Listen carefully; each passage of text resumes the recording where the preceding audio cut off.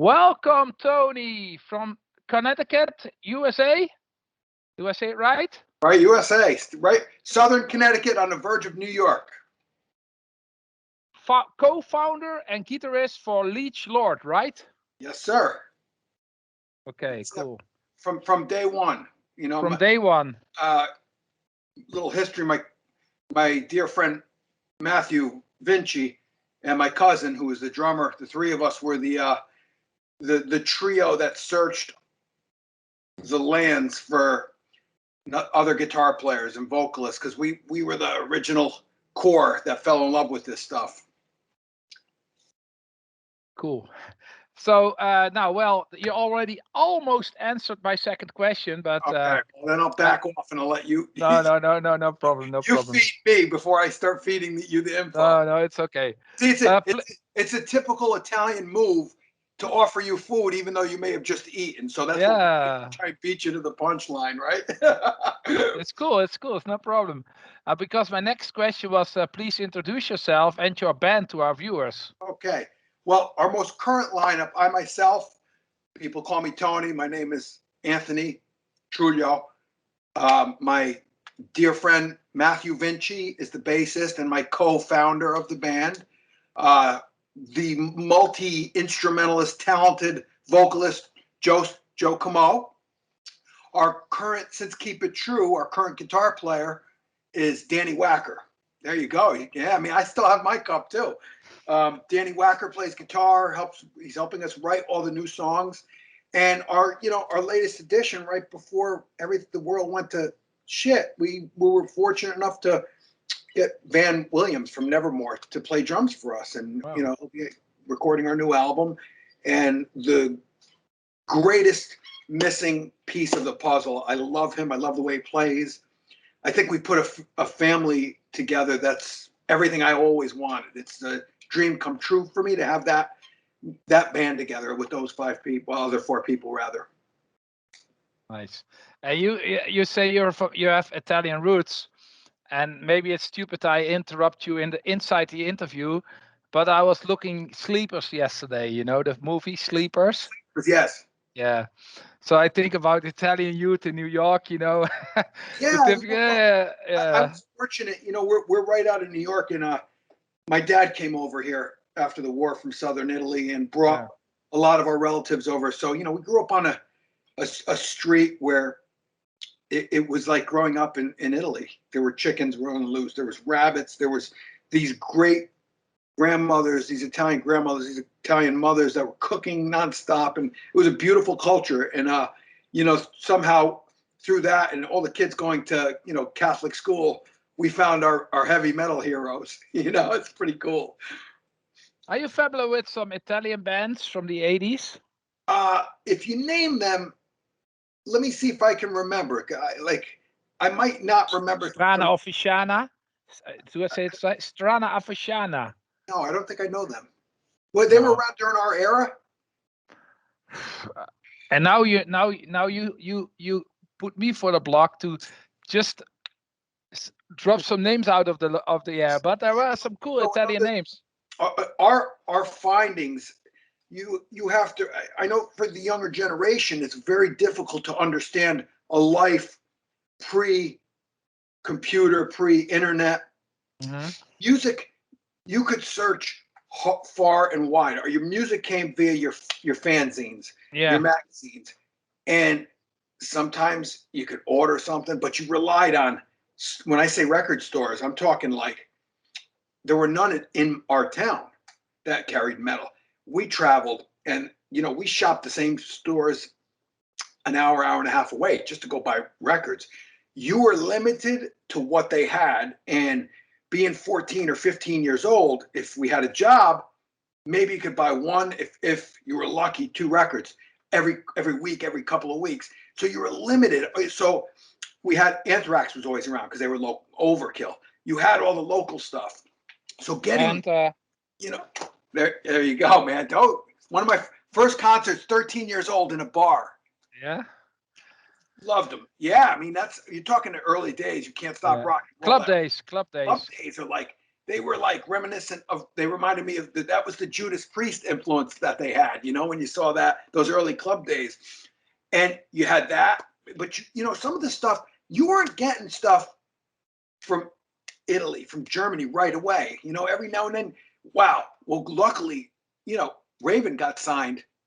And, you know, we had all the Wiped Out, Rock Until You Drop, all that. But then all of a sudden, you've got Megaforce Records, so the stuff is starting to float in more, you know, and so it wasn't readily available. And you could read in the fanzines, you read reviews, and we were fortunate enough that we made friends with people writing Storm Witch, you know. Stormwitch, you knew that band from at that Yeah, time? Oh, great.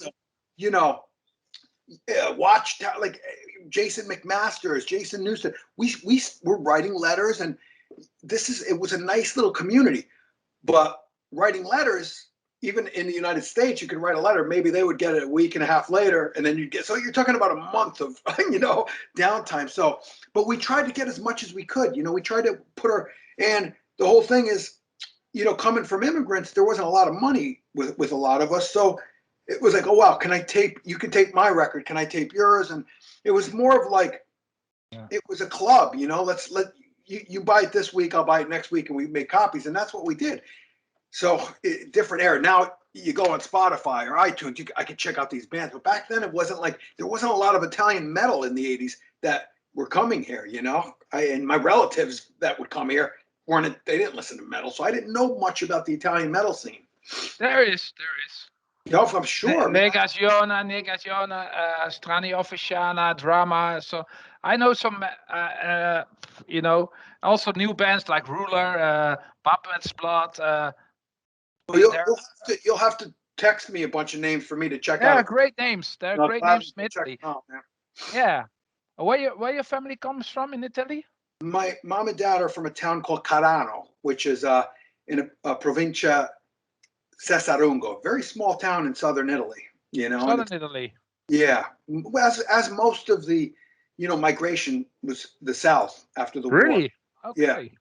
So, so I hope to play there one day. You know, we've been brought to some beautiful places, but not Italy yet. So hopefully we're working on this new stuff, and I don't want to steal your question. So no, I can help you maybe.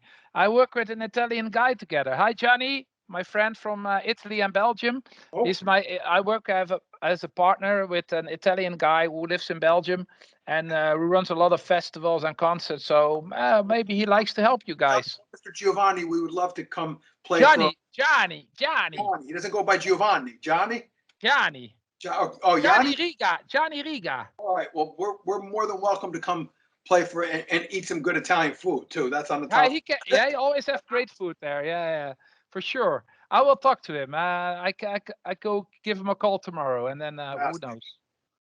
Okay. How would you describe the music of Liege Lord to a regular headbanger who don't know you? So Liege Lord was, obviously we're all influenced by someone. We talked about the Maiden, the Priest, you know, everything else, Raven, and I mentioned Raven a lot because they were, you know, that Wiped Out album was like, just like, I remember putting it on, it's like, wow, I love the craziness of this. You know, these dudes just, and not only that, we were fortunate to open it for them a couple times, and they were like the nicest guys in the world. Yeah, they're nice guys. Awesome. And great band too. You know, I always felt like we had elements of everything that we were influenced by, you know, what do they call power metal now, or, you know, the speed of, say, the Raven, you know, the classic Priest, the progression of Iron Maiden. I always thought that we were like, we weren't heavy enough for the thrash guys, but we were too heavy for some, you know, some of the just the mainstream metal stuff. So I always felt like we rode on the outsides, and I kind of like that, you know.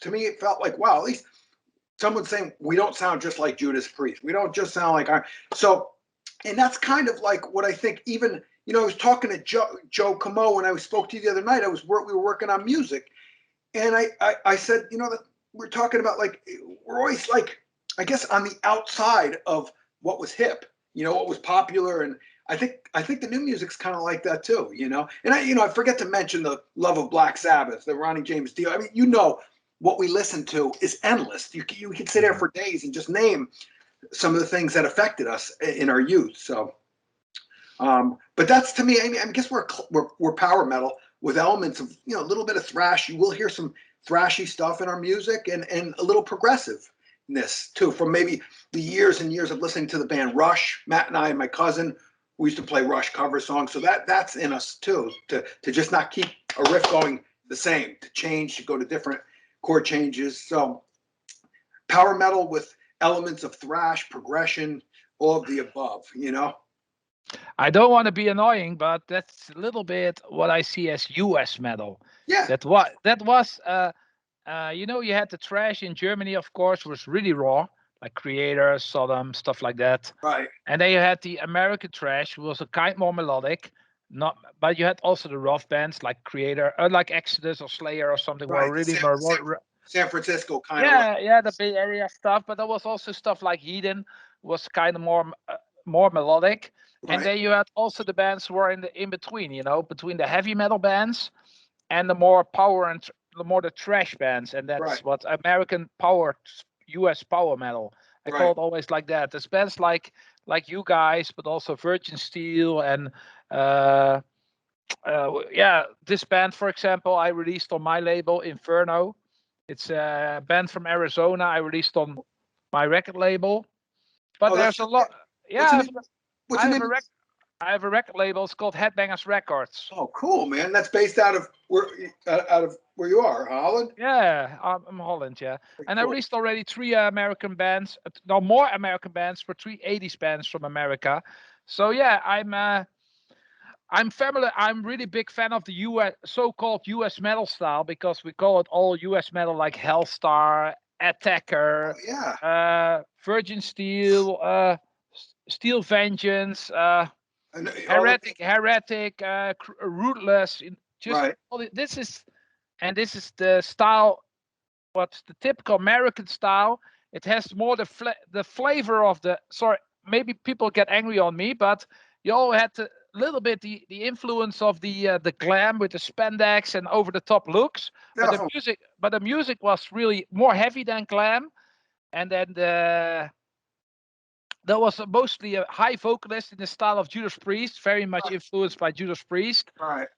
Yeah, and this is making the music, the unique style of US metal. I always call it like this. I think I'm right. I'm not sure, but listen, it's interesting. You're right. There is a specific style that the US bands are different with, and as is the German bands. True. Different. And over here you've got. You had some major movements going on with the New York stuff. Like one band was playing heavy stuff. We talked about Twisted Sister before we went on. Yeah.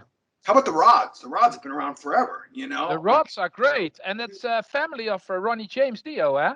Exactly. I mean, wonderful guys too. Awesome. Great bands. Great musicians. Put out some killer. I mean, we're talking about traveling to buy records, like coming home with Wild Dogs. Just staring at it in the car, going, this has got to be good. It's got to be good. Look at it. And you get home and you hear this stuff. And the Anvil, another one. You got the Canadian sound, with who we've spent some time on. Anvil on top, of course. Yeah. I mean, 80s, 81. I mean, those guys everyone was listening to them.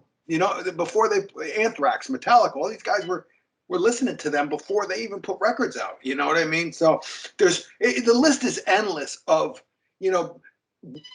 where what are you influenced by? Well, almost just about every record that I fell in love with, I'm influenced by. So I think this whole this first generation of this really wild new wave of British heavy metal bands, the bands like Raven, or also bands like Motorhead, of course, and what do you talk? Anvil from Canada, and these bands made the step to thrash and power metal, I think. Definitely. To the more heavy stuff.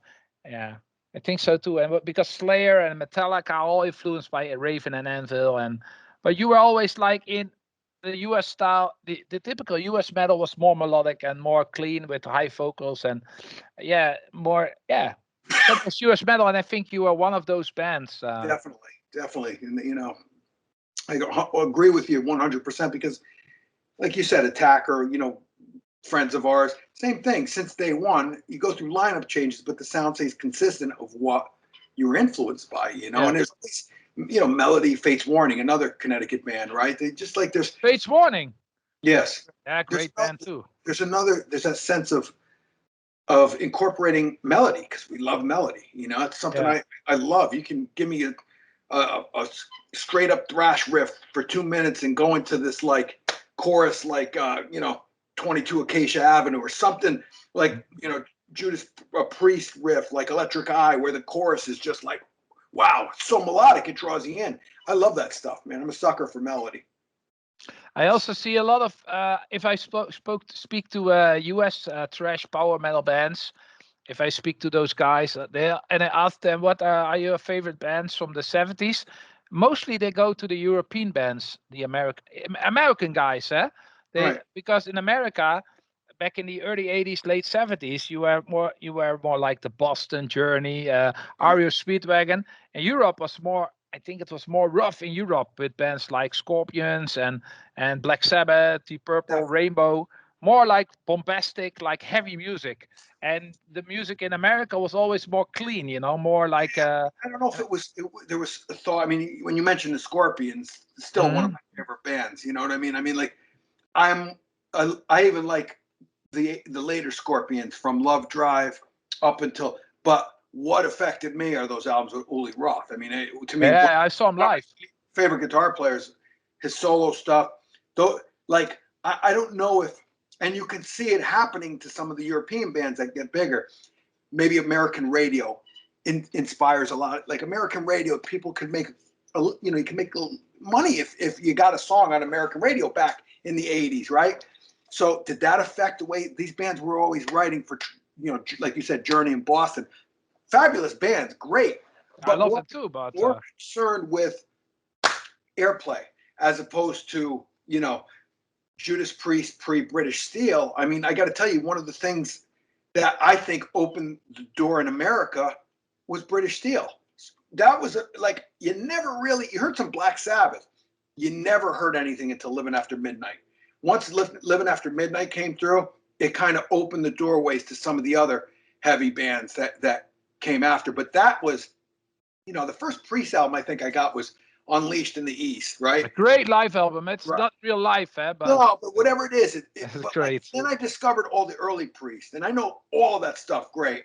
That might have been the groundbreaking. And then seeing Judas Priest in 1981, I saw Point of Entry tour where they started to soften up their sound a little bit. Some of that stuff was like cool, and some of it is like, all right, you must have made money with, British Steel, with Living After Midnight. So now we've got, Turbo. You Say Yes. Well, it's amazing how many people I meet at these festivals that love that album.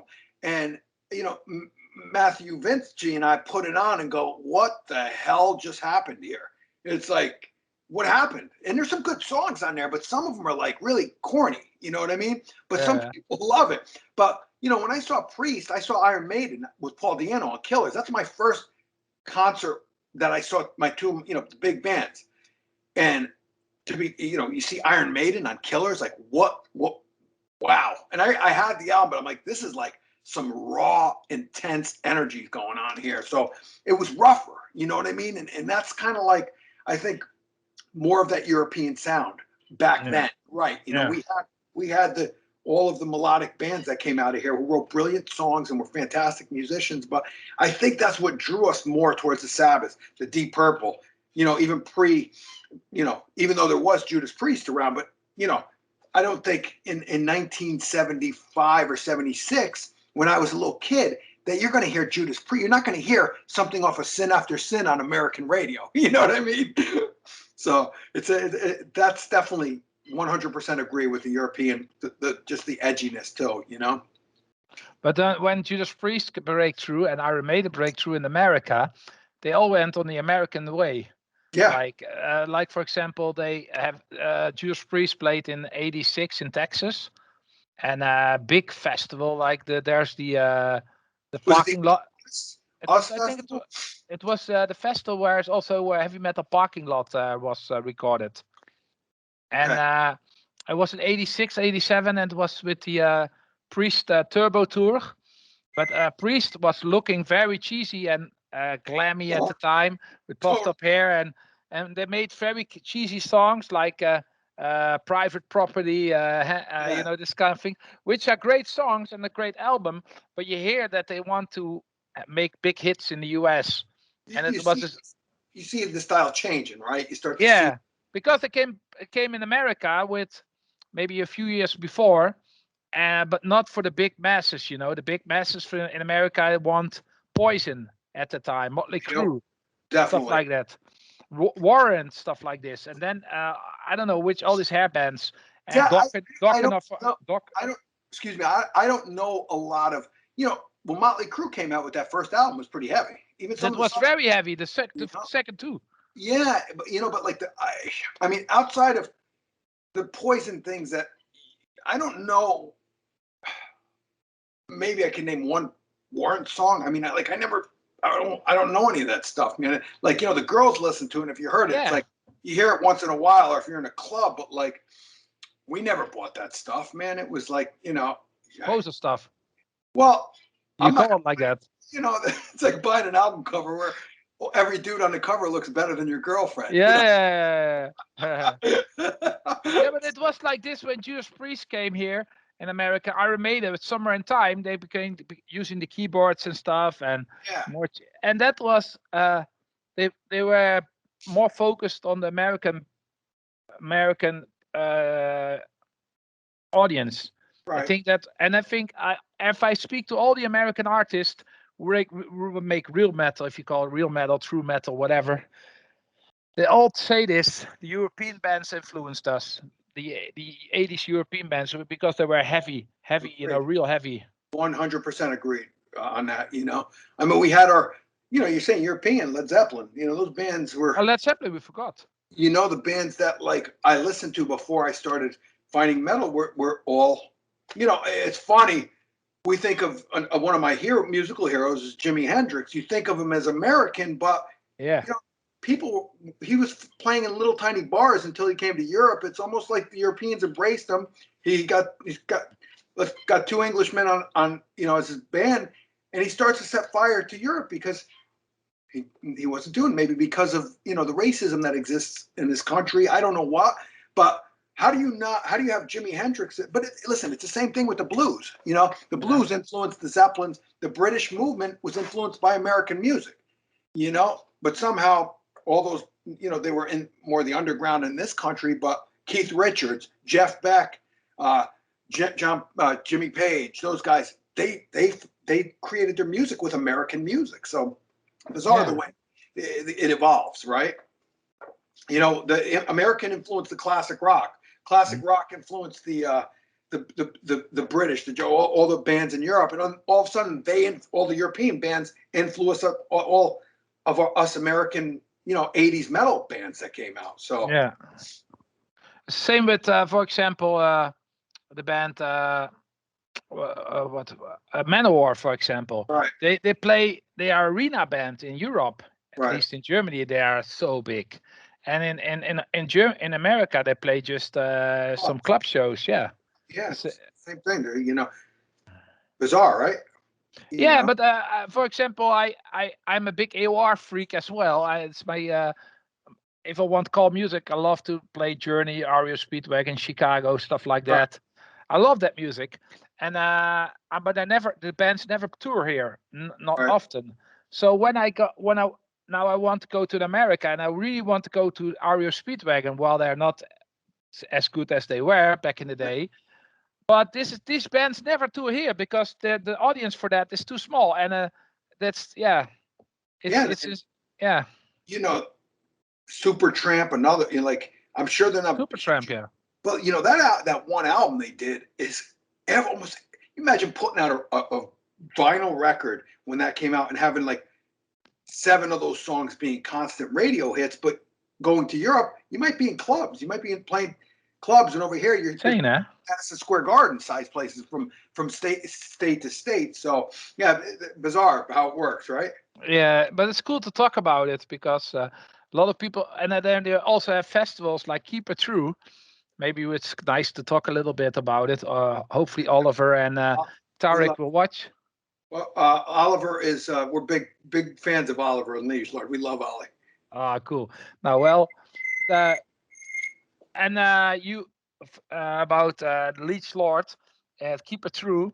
Yeah, this kind of festivals, this great big festival with true metal, would it be possible in America? So like in Germany? Not to that. There are. We've played a couple smaller festivals here, and I'm even surprised at the turnout because to put those type of bands, Yeah. you're lucky to get 500 people in a place. Or we did. And one of my favorites. We've been fortunate. We've played it twice. It was called Ragnarok. Ragnarok, I've heard from it. Yeah. Which these guys took it over. It's now called Legions of Metal. Uh-huh. In Chicago at a beautiful venue called Reggie's. Old venue, Reggie's, the old Reggie venue in Chicago, and what a bunch of awesome people that function over there. And that's what I find a lot about these. But you could not. I don't know if you did. Maybe if it was promoted, if you took these underground bands like that, play all these Keep It True and Legions of Metal, if you had to sell 1,000 or 2,000 tickets, I don't know if that's capable. Whereas in Germany, and another awesome, Fratello is Manolis. I mean, you go to Greece and he's Up the Hammers Festival. Up the Hammers is awesome. Yeah. These guys are they're out there fighting, doing a phenomenal job. I think those guys single-handedly. Listen, without Ollie, I'd like to think he helped put Liege Lord back together, offering us that show. And it's like, I hadn't thought about playing that. At the time, I've been trying to play jazz and different styles of music. And, that offer had Joe Comeau coming to me and Matt, and we shook hands and said, let's do it. And went back and learned all those songs. Can you imagine, 30 years later, the brain gets older, it doesn't remember even things you wrote back in your 20s, but it's just amazing to me. And it can happen over here. It has. The Defenders of the Old we did, where, Riot 5 played, we played.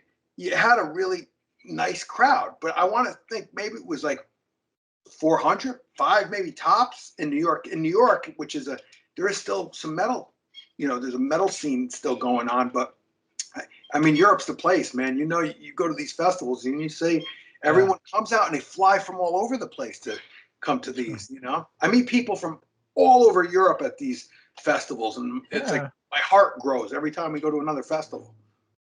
Yeah, Germany has a really big scene, but at the Keep It True and the Headbangers Open Air and all these festivals, the people come from everywhere. That's true. Phenomenal. Germany, what a beautiful place. And I got to tell you, man, their beer rules. That beer is the most, every town I go, the beer is incredible. I always tell people, even in Europe, the coffee at a gas station is better than the most gourmet American coffee. You know what I mean? It's really? Yeah. I heard amazing. And about now, well, I skip a few questions for later, and then we stay a little bit in the club things, because we are talking about it. You reunited in to play Wacken in 2000. That was the first time you came to. I wasn't a part of that. So Joe, Matt couldn't make it, and Matt couldn't make it, so I had to tell Joe, if Matt can't do it, then I can't play a Liege Lord show without Matt. I started the band with him.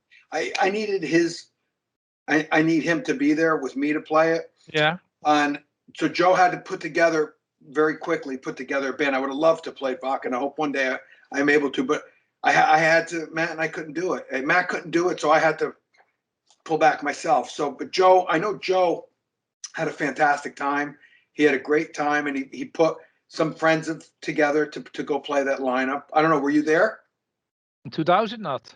Yeah, so more power to him. Joe said they had fun, but it was a struggle to get that lineup together quickly, and luckily the next time, 2012. Exactly. So we get closer to the original lineup, And 2013, you played in my second hometown, well, almost second hometown. I'm very often there, in the Essen, Germany. I'm from Holland, but I'm very often in Essen. You play at the Tura Club, which is a great club in my opinion. That was Huh? fantastic. Huh? Another great town. Yeah, those.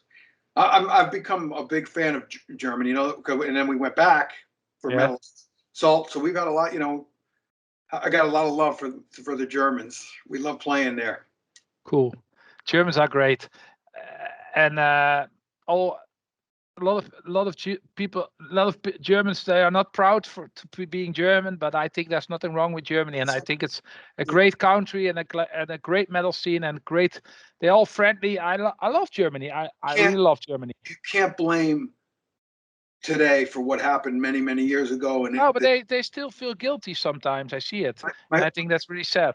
my father was there for 2.5 years in forced labor camps. My father was an Italian soldier that was taken, and you know, you can't hold them accountable for that. No, of course not. These are a lot of people that did what they had to do because their families would have been, you know, slaughtered. A lot of these soldiers probably didn't want to do what they had to do. They just, if they didn't, their families would have suffered. So, you know, you got to let go of things that have happened in the past. But it's a beautiful country. I love it. Yeah, and the people are very friendly and very open and warm-hearted. Yeah. Yeah, man, we made a lot of passionate with music. definitely. Yeah, very passionate man about music, which is what I am. So when I you know, when I go there, I feel at home. And when you were at in the Turok in Essen, have you drink a stouter beer? Did they serve you a local beer? Of course, we're beer Okay. drinkers, man. Okay, they have a own brewery in Essen, and it's called Stouter beer. And when you are there with the guys, they'll always give you Stouter. We drink a lot of beer when we're out there. When most of the Liege Lord doesn't have to drive. I shouldn't say all of Liege Lord. I should say, you know, myself, Matthew. You know, I think Matthew and I are, and a couple of our friends come with us, so we're big fans of beer. Then as long as we don't have car keys, we're ready to go all day. So cool. Well, I go a little bit back to the back to the other questions. Who's the song and music writer in Liege Lord? Who's writing the songs? And we, you know, in the past there was a lot of myself, Matthew, you know, our first singer Andy wrote some lyrics. By the time Master Control, Paul, our guitar player Joe came on and contributed. So it became, you know, and when we say this, you know, the drummer's always helping write too. You know what I mean? Drummers don't get credit for what they do. They're an important part of the way a band sounds. Yeah. And you know, I think I consider drummers songwriters. They put their parts in the songs, and another drummer might put something else. So if that song comes out the way it does, it's because of the drummer. Now it's kind of a family affair. It's everyone writing. Danny, Joe, myself, Matt. Van's going to write the drum part. So I'd like to say it's going to be a 5-member project is what we're working on. And you know, almost all of it is written. So we're demoing it right now, and it's definitely a 5-way, you know, work in process. There's a little bit from everybody coming. So that's there's no, you know, the good thing about this band, there's never been like, as far as this lineup, there's no egos in it. It's like, you know, you just let everyone contribute and make it a real family Liege Lord album, and that's what I wanted to do with this album. Cool. So original guitar player Paul Nelson left many years ago to proceed a life career in a Johnny Winter, legendary blues. It's a blues rock icon, and from Germany, from America.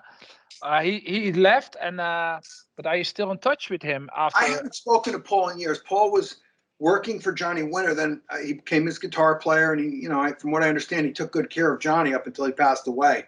I believe he's got his own solo band now. Like I said, I haven't spoken to him in many years. I'm assuming he's doing fantastic, and he's, you know, playing out and doing his thing and being the great guitar player that he is. Are you?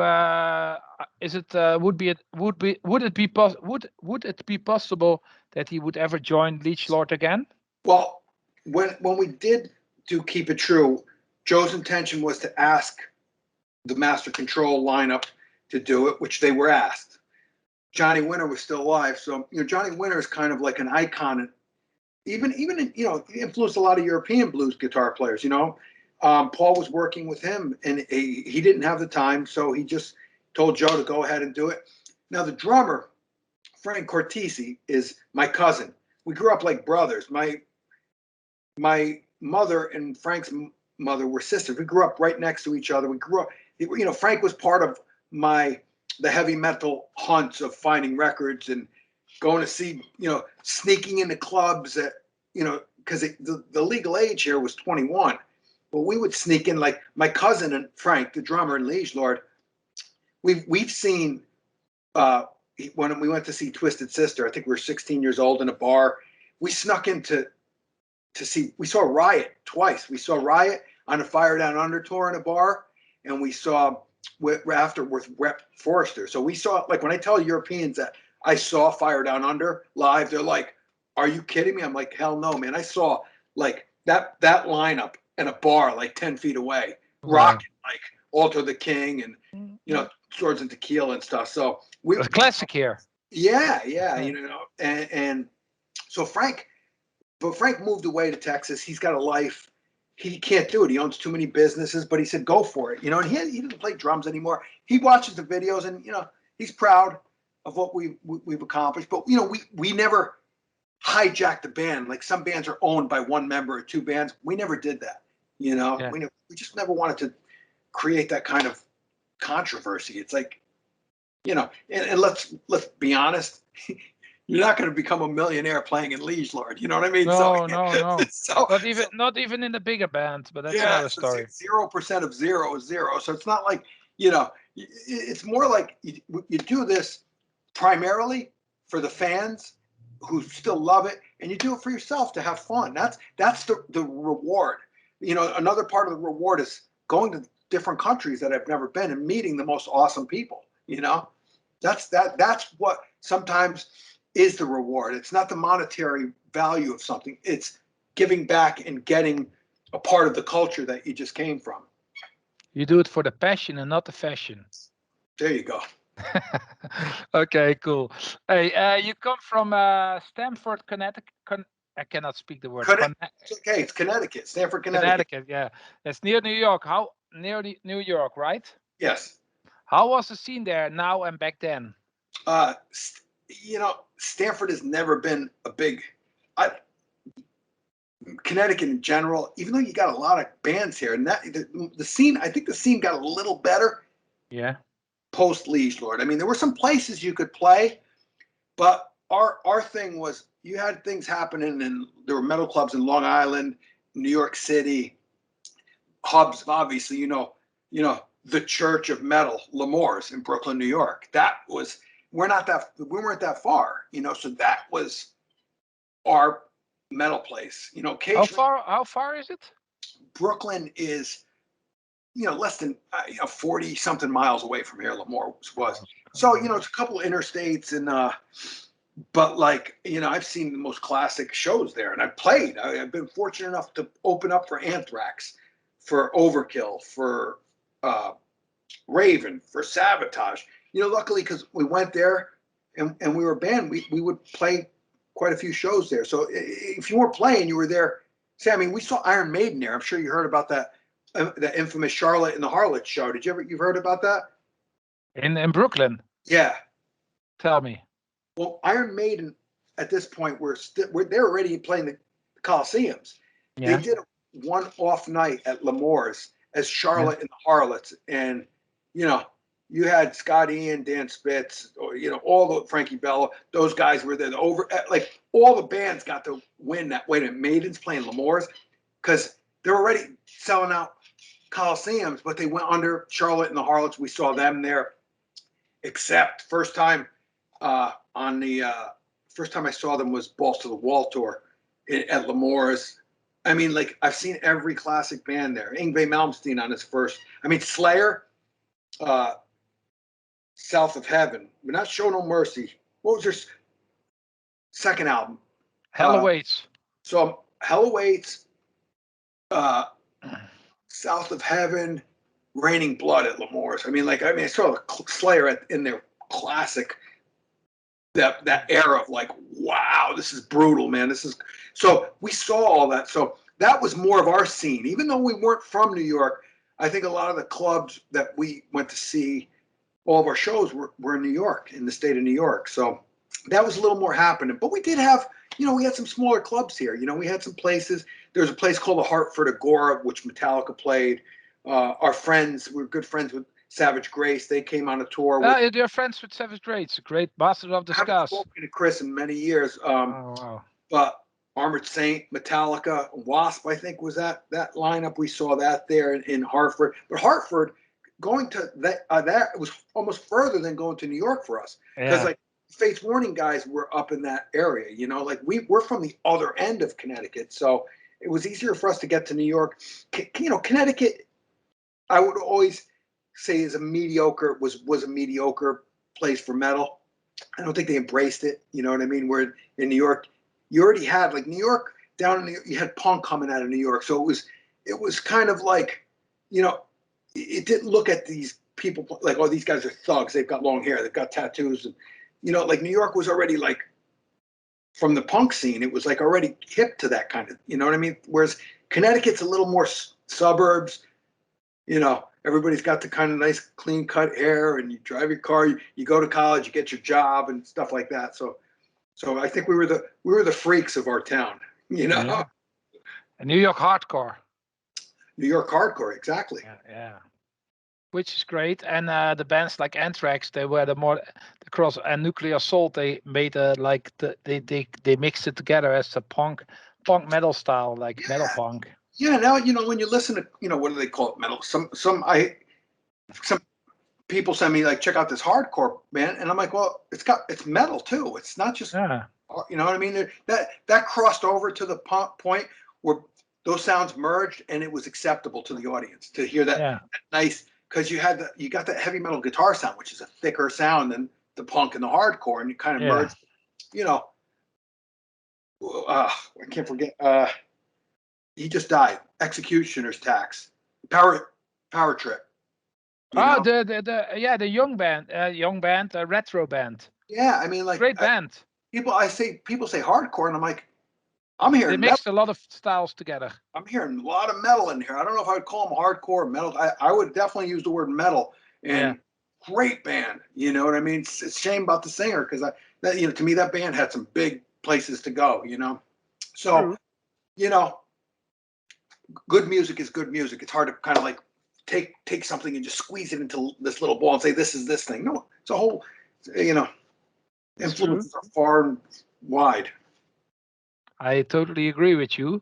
And I go back to the year 1985, the release date for your first album, Freedom's Rise. Right. As you look back, was it difficult to record this album? So we just mentioned Savage Grace. So we had a little help from some of our friends. We pre Freedom's Rise, we made a 4-song demo and sent it to Metal Forces. Our friend Dave Reynolds, and people started to like the band. We started to get some write-ups. Christian Logue from Savage Grace, who we befriended, said, "Hey man, there's this label in France called Black Dragon. Yeah, Black Dragon. Send your demo to them, and let's see what we can do. We'll see if we can get you on here." And in the United States, we were in contact with the Jag Panzer guys. So we sent our demo there, and Mark from Jag Panzer had us talk to Dave Richards from Ironworks, which, their classic album, Ample Destruction were. And so, we got our own deals. And for Freedom's Rise, we also got a Canadian deal with Bonsai. So we're a bunch of kids doing this, no management, no help. And we got our own deals and recording. Yeah, man. I mean, like, no one around here, especially the studios where we are, we tried to get that sound, but no one knew what the hell metal was. No one knew. These engineers were like 20, 30 years older than us. They didn't listen to metal. So, and we did it by ourselves. We couldn't afford a producer. We could barely, you got a little bit of money, but you had to put in your own money to make these records. Studios were expensive back then. Nowadays, studios are closing. You can get studios for a good rate, but you're talking about the era of recording studios getting a lot of money. So what a label was going to give you was very difficult to make a record on. So you had to go looking for loans and ask your parents for money to help us. Was it difficult? I mean, we did our demo before. I remember before the first thing we recorded with myself, Matt, and my cousin was a demo of us doing some Maiden songs and some Priest, so we could play as a cover band in bars. Like we were a cover band going out playing Priest, Maiden, UFO songs. So that was our first time recording. So by the time we did our Liege Lord demo and got to the first time, we had this much experience, you know? So I would say it was difficult, but it was fun as hell. We had a blast just trying to get the best things. Sounds, 17, 18-year-old guys can get. We did the best we could. It was fun. It was a lot of fun making that record. Great. And by that other album, Master Control from 1988, right? Right. Yeah. How was it to work with producer Terry Date? Terry is, we went from our second record, Burning My Touch, which was how we got the Metal Blade deal. Yeah. We were one of my early American influences, Blue Oyster Cult. Yeah. Joe, the bass player, Joe Bouchard, had just left. So we got in touch with him via there was a Metal Blade Connecticut office. There's a guy who helped us. We got in touch with Joe Bouchard. He came in. I don't think he'd ever produced because Blue Oyster Cult always had producers, He helped us with a couple things. We started to get, a little more acquainted with how to work in a studio. But by the time we got to Terry Date, here we got a pro. You know what I mean? We got, Terry Date was we got in contact through David Wayne from Metal Church. We were friends with David, and David he liked Liege Lord. He said, you need Terry. You got to get your sound to the next level. And we worked it out with Terry, and we brought Terry in, and Terry taught me a lot because Terry was already doing that whole Seattle scene, but Terry was already doing demos for Soundgarden. He knew what the bands were looking for. And you listen to that first Metal Church album. I mean, the minute that guitar comes in, it's like, bam, just punches you in the face. So it was an experience. And I got to tell you, to this day, the way I set certain effects for my guitar are the same way Terry taught me how. So it was an educational experience. Cool. And about this album, this classic album from Master Control from 1988, when will be there an official re-release of it someday? So now, as you know, you talk to bands. Burn My Touch and Master Control are owned by Metal Blade. When you signed albums back then, you basically signed them over. So all you have control of is Freedom's Rise. Now, this has been going many years. We have a contract to do a box set with Metal Blade. So it's taken a long time. They want signatures of members that aren't in the band.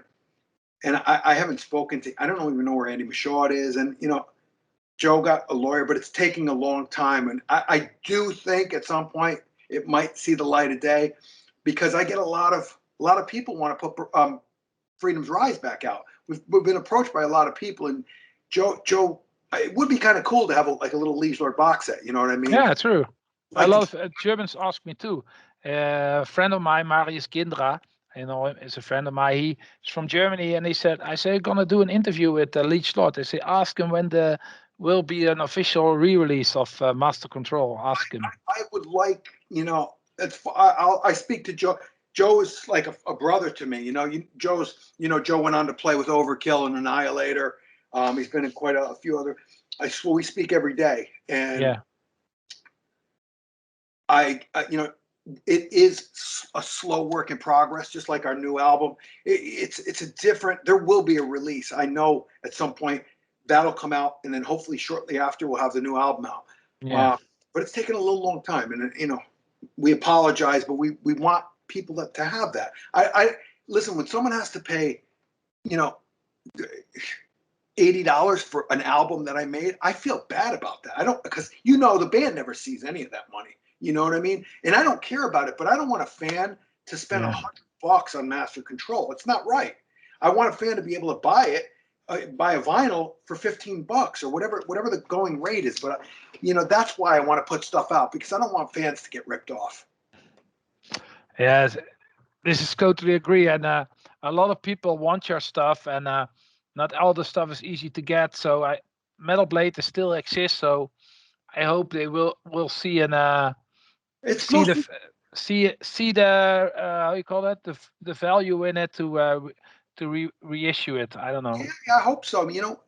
I think just reissuing Master Control alone would merit, put some more copies out. There was never a ton of those made to begin with. I mean, we were on the road and, trying to do in stores. We were on tour with Anvil, and we'd stop at record stores to do signings and sell Yeah. it.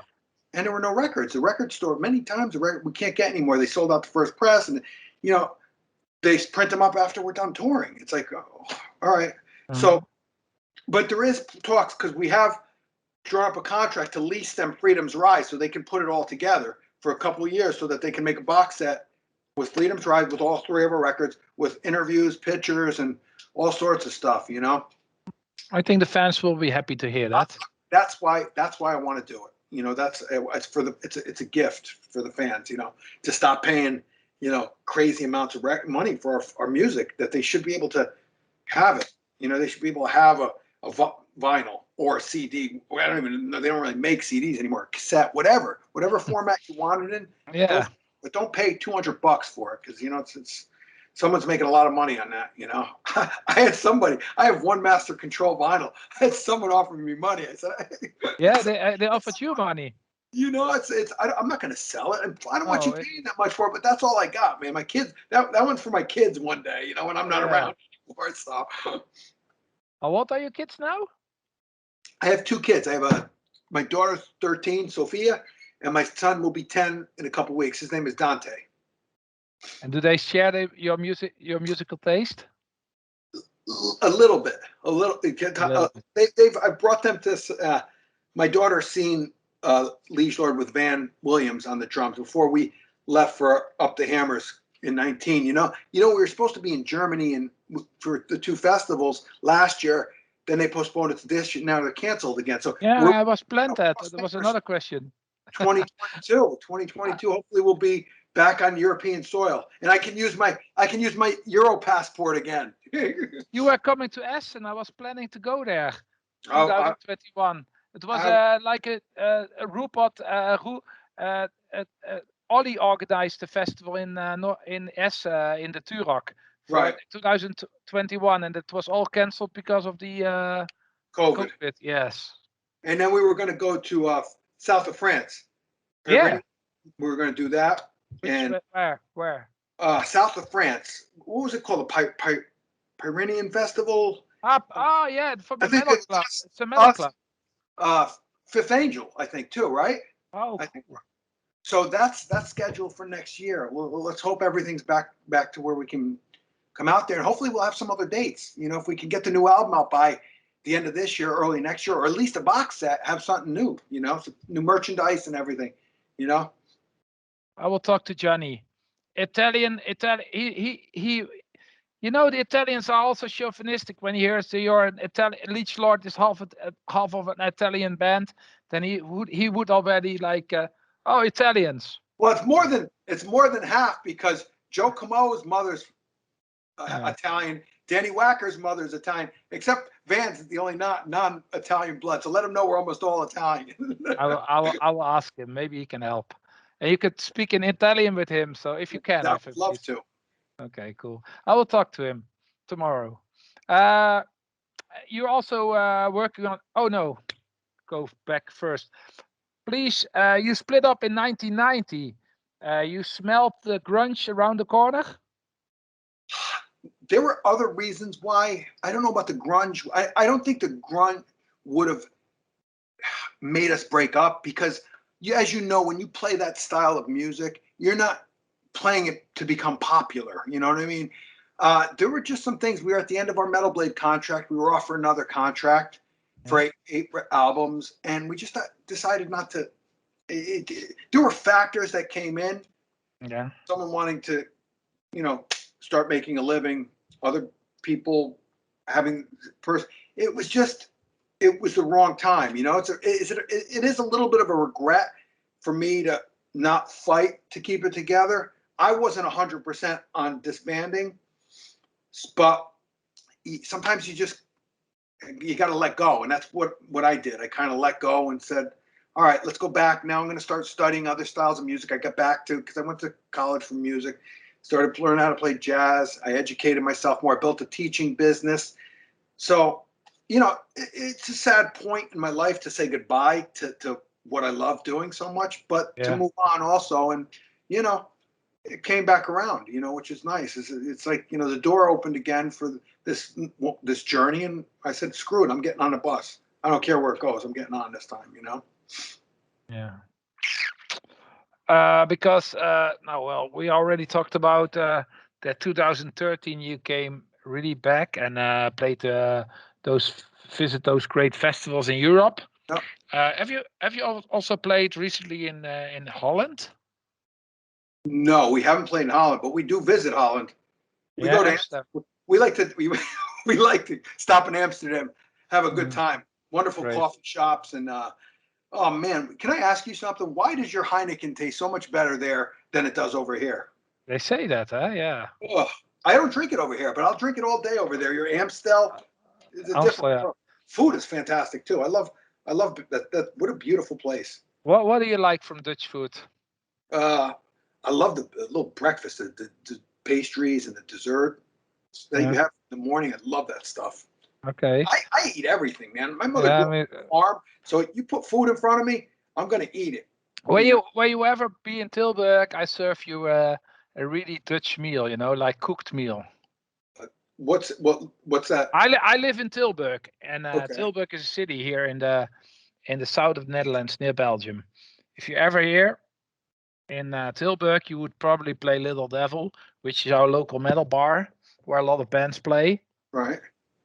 Also, Jack Panzer played there, for example, and a lot of bands. When you ever here, we hook up, and then I make you a Dutch meal for you. I'm gonna hold you to that. Okay, do that. Okay. Well, do you follow? Oh no, do you follow the current metal scene and today? And what are your favorite bands? The bands you like? You say about the band you thought. We talked earlier about where the singers who died. Oh, Power Trip. Power Trip, yeah. But you follow like the new bands? You know, I'm not super like most of my practicing. I work every week and I'm writing metal, and a lot of my practicing is theory and how to play jazz and you know, like, so as far, but I'll tell you what, man, I was just walking. I listened to what I listened to. I'll tell you exactly on my listening. I listened to the last Anthrax on my walk. I walked a few miles, so I listen to heavy stuff. I tend to go back to listening to a lot of the stuff, you know, like, you know, my daughter wanted Spotify, and I know they rip bands off and stuff, but anything for that. They do. Well, all streaming sites, man. No one gets paid with it. But anything for my kids to listen to music, you know, go here. So I got Spotify, so I get to go back, and there's like, you know, I'll never forget. I came home when I was a kid with, you know, the band Jaguar. English, yeah, of course, right? English band. Great band. So I love that record. I don't know what happened to it. A couple months back, I'm walking. I'm like, shit, is Jaguar? I find Jaguar, and I'm listening to it. Power, what's the name of it? Power, the album. Power Games. Power Games. And I'm like, holy, this is on it.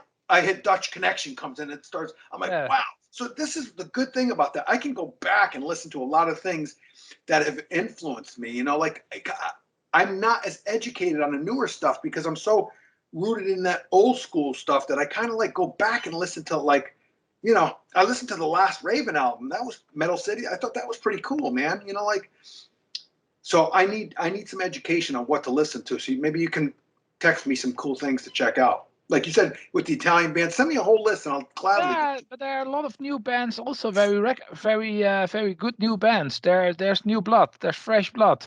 That's good. Young guys 14, 15, 16, 17, 18 years old who play traditional stuff. For example, I'm good friends with some of the Creator Sodom guys, and their kids, they also play heavy music as their fathers, so they're the new generation, so it's really good, you know. That's There's some Creator guys and Sodom guys, and their kids have a new band, and they call the Rupert Underground, the next generation. So it's awesome. great. It's great. Good. Yeah. Keep carrying the torch, man. That's really cool. Yeah. And about your new album, you're writing a new album, right? We have a lot of it written. There's at least 12 songs, and we're demoing them. We're just doing it electronically via iPads and computers, Yeah. programming the drums, and our goal is to demo it, make sure it sounds good, and then get it recorded. And nowadays we have, you know, Van's got Pro Tools in his house. Everything's kind of, you can do stuff via recording in your own home, which is nice because it cuts back costs. You don't have to go to a label for $15,000-$20,000 and then have to pay them back for it. It's kind of nice not to be at the hands of a label. You know what I mean? So you just do it yourself and get some distribution. I have a label. I run a label, and I love to. I do. I The labels also don't have much money, but we are a non-profit label, so Right. all the money we make, we also put back in the label. So we don't make money ourselves. We just Right. invest all the money we make. Into And the label. yeah, I can send you some stuff how we work, but it's we also had a lot, like for example this American band we just released, where we Right. do a lot of things. But it's there's no money. Sadly enough, there's no money in no in music. There's not much money these days Right. because the people don't buy records so much. And a printed magazine. This was my old printed magazine, by the way. What's that called? It's called Headbangers magazine. That was my magazine. Oh, that's cool. Yeah, and I do a lot, but in everything there's no money. I have not more than somebody who lives from welfare, from welfare money, So Right. it's not. It's not. I don't get. I just have a stable life. I can live. I cannot live from it, but I can just. I just have enough to live, but I don't make money with it. All I get money from the government who pay my rents because of my illness. Right. And then in daily life, I work do this label and this magazine and YouTube channel to keep me busy. And all the money I get, I put back in the label and It's your promotion. passion, all right? It's my passion, yeah. And That's, my life, and my life. yeah, of course. I get it, man. I totally get it. So yeah, I would love to do Liege Lord. A lot of people would do, but like I said, I was asked a few days before by an American band, could you pay the touring for us?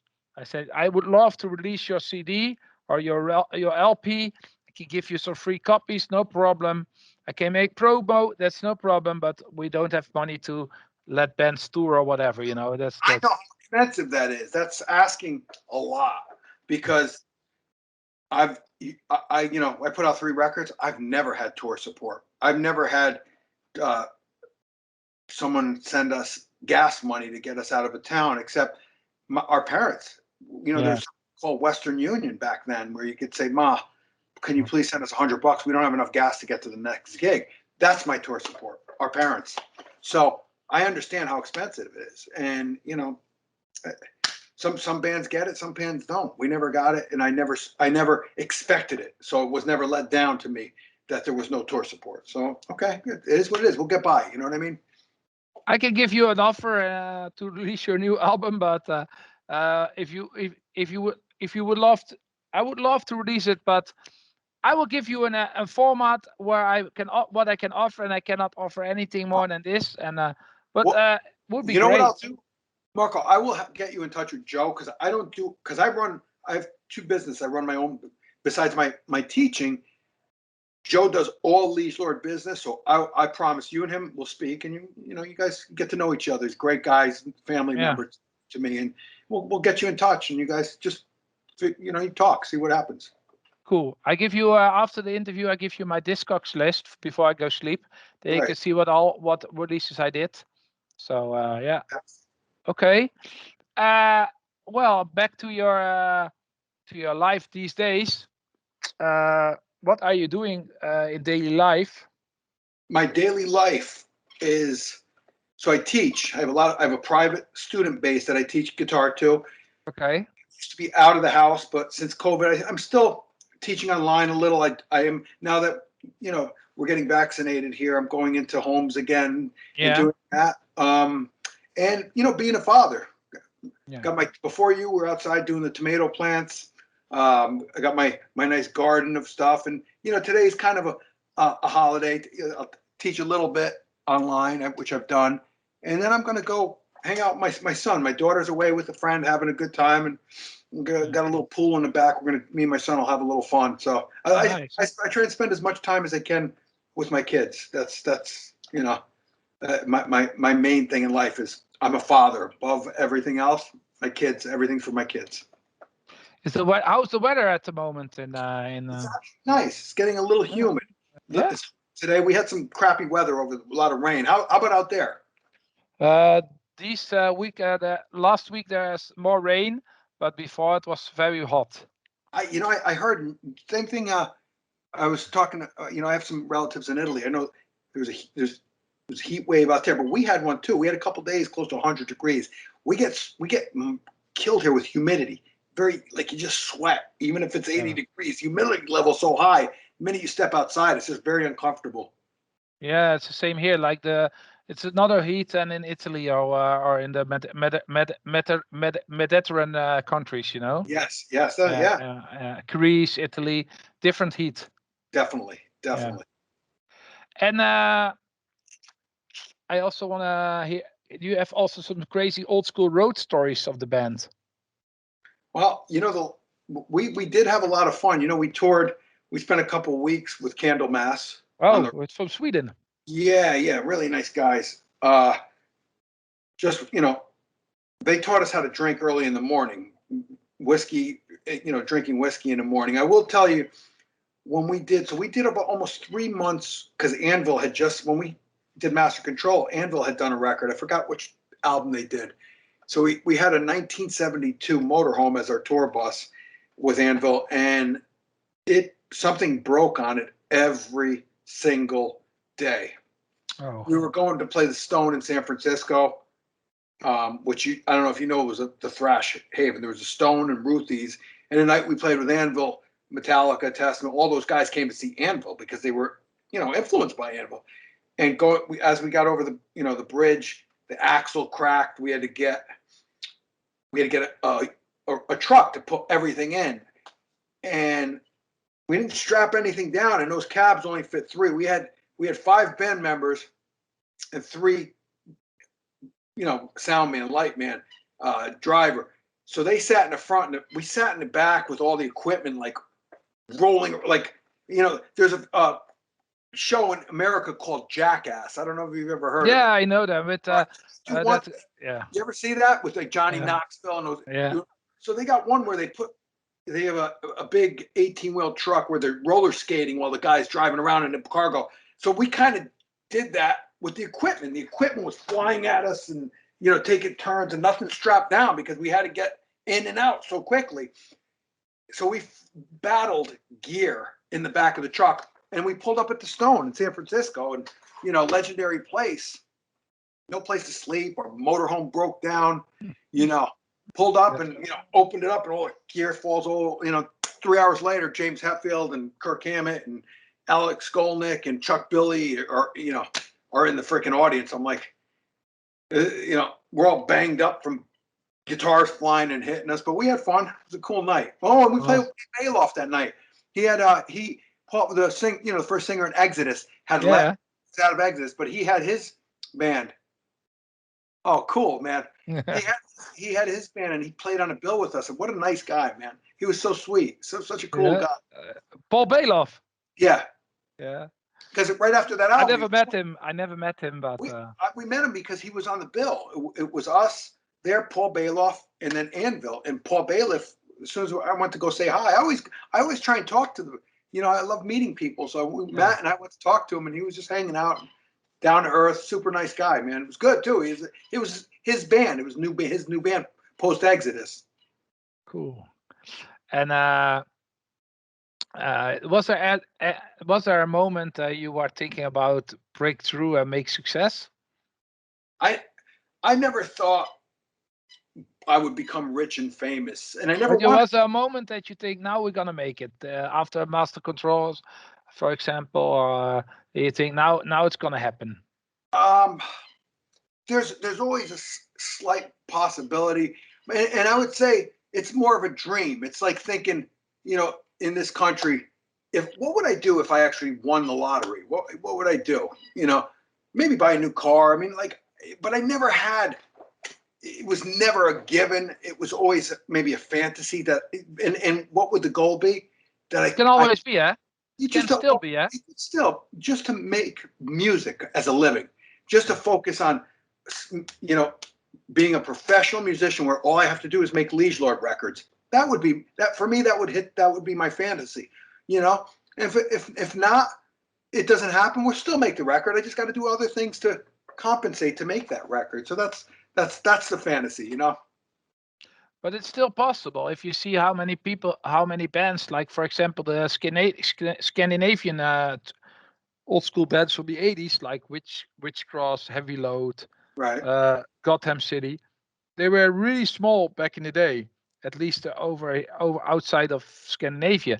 But they make a really big step with all the festivals that keep it true, and Muscle Rock, and the new people, you know, who Right. discover a lot of things by internet, by YouTube, and by Metal Archives, and by Facebook. And so there is still a possibility your band, you're active again in the right time, in the Right. time of internet, you know, because people discover much more easier bands now than back then, you know. So Right. I think it's still possible to be a big band.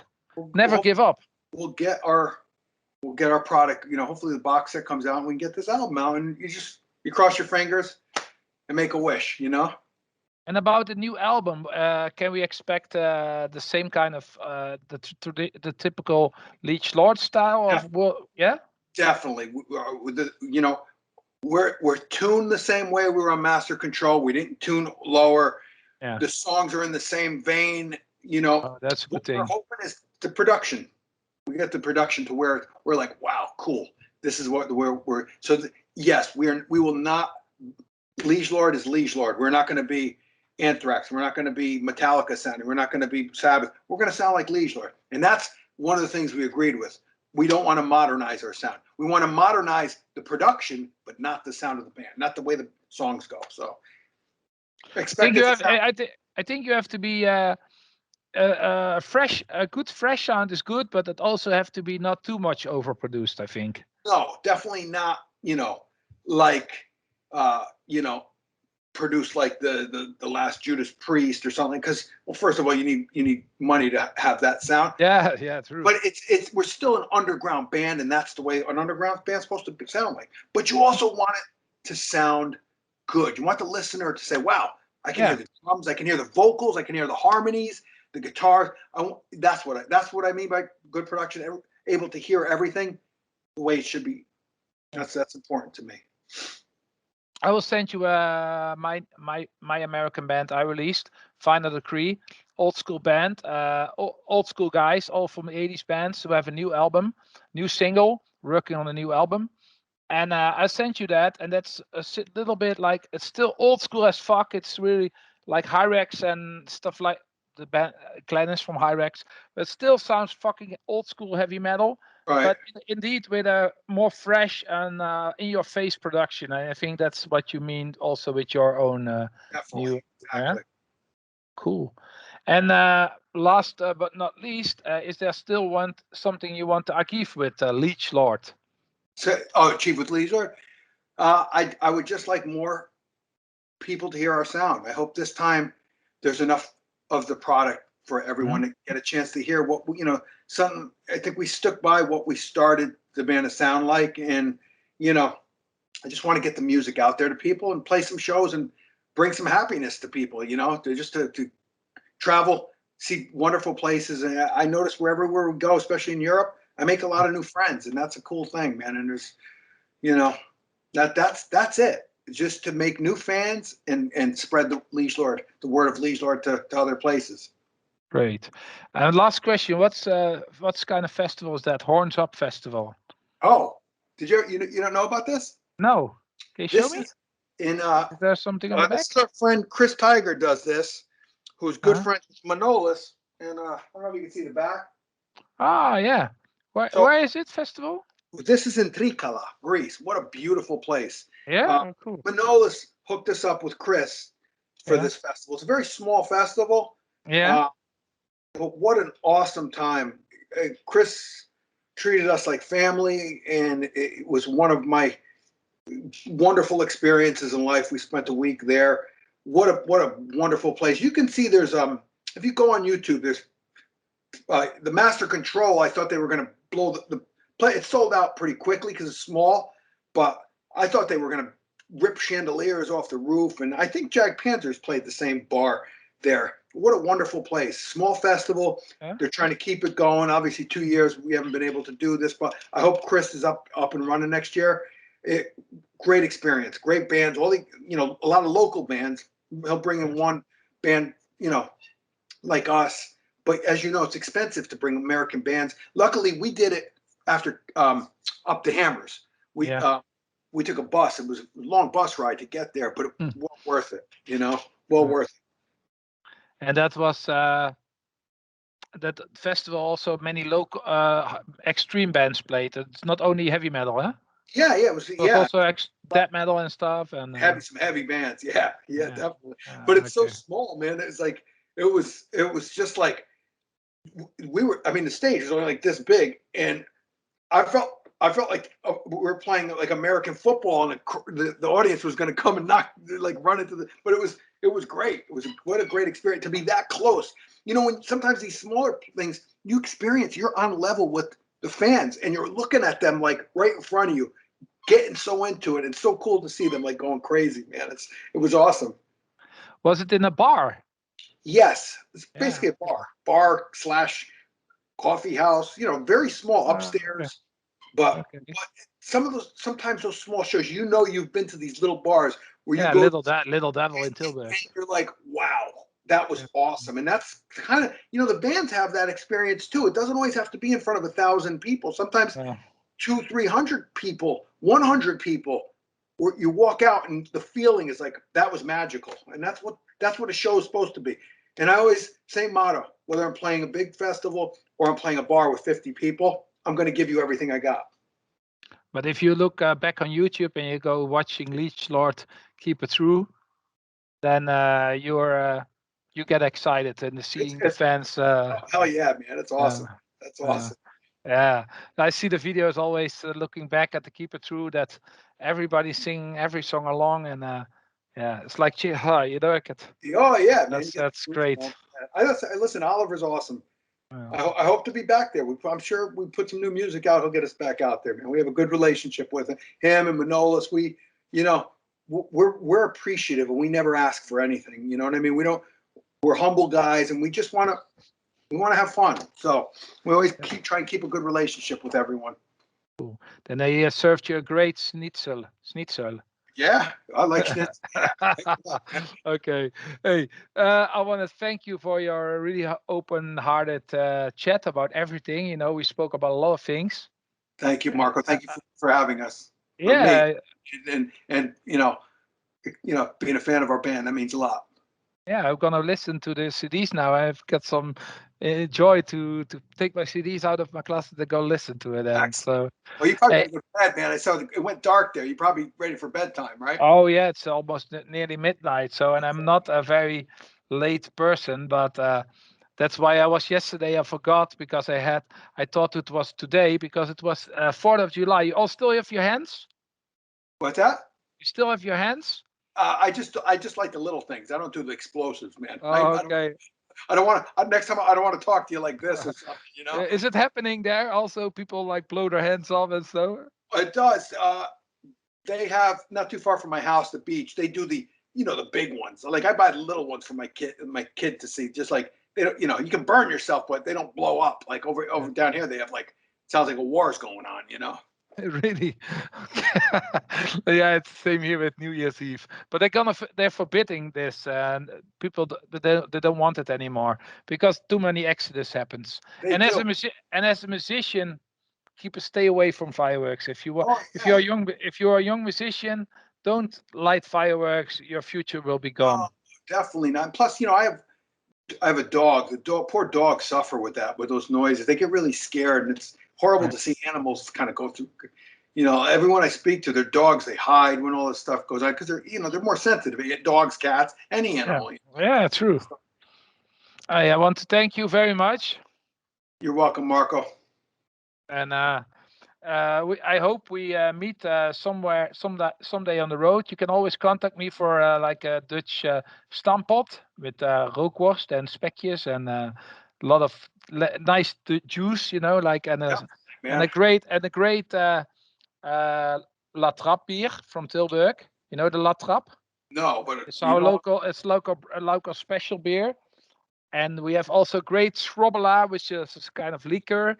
So come to Tilburg. We make some date. And I hope with the releases that will happen in the future, I hope we get to visit all these wonderful places. And Little Devil, search it up. Little Devil. It's my hometown metal bar, and a lot of bands play there. Just go on the web, littledevil.nl, and see the club. I definitely Great will. club. I promise I will. Okay, thank you very much. Thank you.